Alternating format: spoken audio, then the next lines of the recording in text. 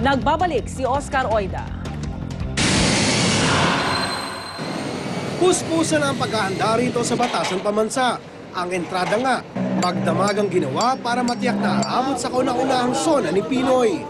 Minarmula ng mga pader at todo na ang pagpapaganda. Pero sa di kalayuan, sa mga center island sa paligid ng Batasan, nagkalat pa rin ang mga basura. Matagal na rin namin nadadaanan ito at aminado na ng mga taga rito na para daw wala ng katapusan ang pagtatapon ng mga basura sa kanilang lugar. Bukod daw kasi sa mga taga roon, may mga dumadayo pang taga-ibang lugar sa Center Island para lang doon itapon ang kanilang mga basura. May dumadaan dyan minsan mga sasakyan o motor. May sabay tapon ng basura.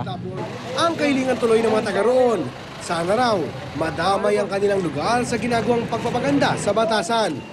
Nang sa gano'y tuluyan na rin maging malinis ang Center Island na mistula ng naging tambakan. Ito ng balita sa Quezon City, Oscar Oida reporting. Quezon Memorial Circle nais gawing rally zone ni Pangulong Noynoy para sa mga militante na nais magkilos protesta sa kanyang zona. Pero dismayado ang ilang militante sa gustong mangyari ni Pinoy. Ang report mula kay Susan Enriquez.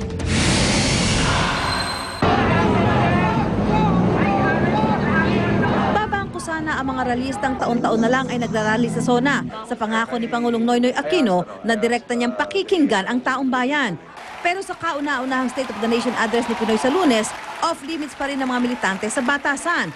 Gaya nung maingay na panahon ni Gloria, inirekomenda ng Presidential Security Group sa NCRPO na hanggang sa tapat pa rin lamang ng Capitol Estate Homes papayagan ang mga magrarally. Ilang metro ang layo nito sa St. Peter Parish, ang pinakamalayong naaabot ng mga ralista sa mga nakalipas na taon. Pero nang ang mismong Pangulo ang tanungin, lalo pang napalayo ang mga militante. Nung ako'y tinanong, sabi ko bakit naman hindi pwedeng pagbigyan, no? Pero kailangan rin natin ng konting order. Sabi ko bakit hindi natin bigyan ng espasyo mas maganda kaysa maghaharangan sa karsada. Suggestion ko hapon, bakit di yung Quezon Memorial? No, kung kailangan natin arkilahin yan, arkilahin natin para sa kanila. Dismayado tuloy si Bayan Secretary General Nato Reyes. Hindi pa raw nangyayari ang rally sa zona sa isang parke. Umaasa pa naman daw silang magiging mas bukas ang bagong Pangulo sa anyay mapayapang pagkilos. Pero lumalabas daw na balik lang sa dating gawi ang patakaran pagdating sa mga rally. Sabi pa ni Reyes, hindi na nga raw sila magsusunog ng effigy gaya ng taunang nangyayari nung Administrasyong Arroyo at sa halip ay maglalatag lang ng mga hamon ng masa sa bagong leader ng bansa. Para sa unang balita, Susan Enriquez, reporting. Ilang klase sa Quezon City suspendido sa Lunes, araw po ng SONA ni Pangulong Aquino. Ayon kay DepEd NCR Director Floderisa Magday, walang pasok ang lahat ng eskwelahan sa District 2A ng Quezon City. Ito ang mga eskwelahan na malapit sa Commonwealth at Batasan area. Kasama po sa mga suspendido ang klase, ang Commonwealth Elementary School, Batasan Elementary at High School, at iba pang eskwelahang malapit sa Batasang Pambansa. Kaugnay po ng paghahanda ng pulisya para sa SONA, makakasap natin live sa studio si Police Superintendent Romel Miranda, ang tagapagsalita po ng NCRPO. Superintendent Miranda, good morning. Good morning, Igan, at sa inyo po mga taga-panood, magandang umaga po. Yung paghahanda sa SONA, kamusta na yung preparasyon din ng ating mga pulis? Ayos na po yung ating preparasyon para sa SONA. Meron po tayong around 8,000 na pulis na gagamitin po dyan. At ang karamihan po niyan, around 5,000 ay doon po magko-concentrate sa paligid ng Batasan hanggang doon po sa Commonwealth area. So hahayaan niyo pa rin po silang kahit paano makalapit dito sa Batasang Pambansa? Ang pinal pong desisyon ay doon po pa rin sila sa malapit po sa Evergotesco bago po mag-Capitol Estate subdivision po. Oo. Yung mungkahin na doon sila sa Quezon Memorial Circle? Yun po ay, base nga po sa binanggit ng inyong balita, yun po ay suggestion po. Pero meron po naman tayong kinoconsider naman po natin yung lahat ng security aspect dito at saka po yung kahilingan po mismo ng mga magrarally. So yung pong desisyon ay doon po sa Capitol Estate po. Okay. So hindi naman sila, kunyari, na-suwestiyon lang ni Pinoy, hindi naman kayo susunod doon na, sige, doon kayo sa circle, hindi ganon? Bali, yun po yung naging arrangement doon po. Sa dialogue, no? Opo. Okay, yung sa CCTV, magdadagdag daw kayo? Meron po tayong 8 ikakabit po dito po sa paligid po ng batasan hanggang doon po sa stretch po ng Commonwealth. Opo. Ito po ay para po madokumentuhan po yung mga activities po ng ating mga rallies as well as po yung ating mga police na nakadeploy po doon. Ganyan di ba yung eksena? Parang nag-uusap din si Superintendent Rosales siya kasi si Ato. Opo. oo. Opo. Gusto po natin na maging patas po sa lahat ng tao at wala po silang dapat ikabahala doon. Mhm. At AFP, kasama ba sa magbibigay din ng seguridad?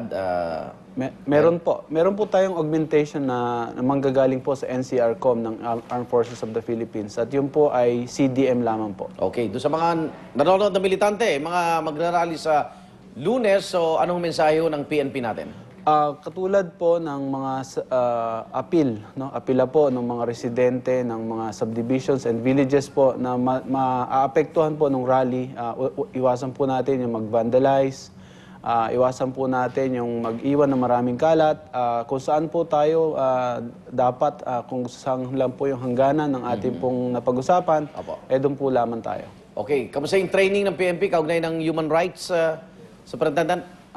Alam niyo po, taon-taon po meron po tayong SONA, at taon-taon din po nire-refresh po natin yung ating po mga police pagdating po sa police operational procedure at sa ating pong human rights. In fact, meron pong 6 na team ang CHR nakasama po namin pagdating po ng SONA.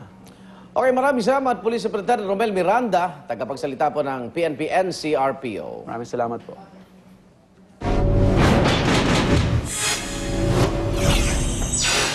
Para naman sa ating hirit panahon, ang Kalakhang Maynila ay makararanas ng madalas na maulap na kalangitan na may pag-ulan at pagkulog pagkidlat. Ganyan din po ang mararanasang panahon sa iba pang bahagi ng Pilipinas. Ayon sa Pag-asa, dahil po yan sa Intertropical Convergence Zone na umiiral sa buong bansa. Inaasahan namang magiging maulap ang kalangitan at magkakaroon ng kalat-kalat na pag-ulan ngayong weekend. Gayon din po sa pagpasok ng Lunes, araw ng SONA ni Pangulong Noynoy Aquino.